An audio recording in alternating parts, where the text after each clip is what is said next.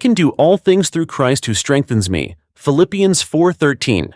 Paul wrote this from prison. Paul was one of the most dedicated followers of Jesus, yet his faith often led him into chains. He was arrested not for a crime, but for preaching the gospel. Paul spent years moving from one prison to another, yet prison never silenced him. It became his mission field. One of the most powerful moments happened in Philippi. Paul and Silas were beaten and thrown into the inner prison, their feet locked in stocks.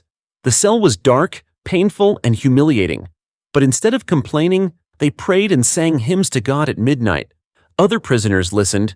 Suddenly, a violent earthquake shook the prison. The doors flew open and the chains fell off. The jailer, thinking the prisoners had escaped, prepared to take his own life. Paul shouted, "Don't harm yourself, we are all here." The jailer was stunned. That night, he and his whole household believed in Jesus and were baptized.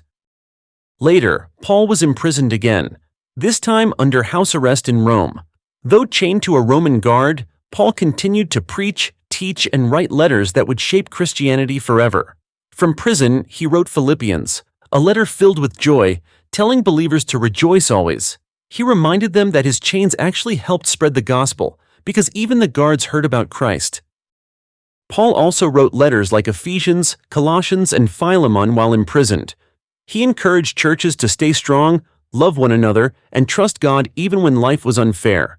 Paul taught that suffering for Christ was not a sign of defeat, but of purpose.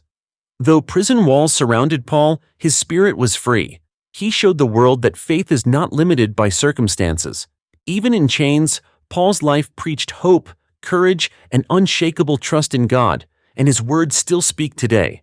Follow to learn more about Jesus and daily Bible stories.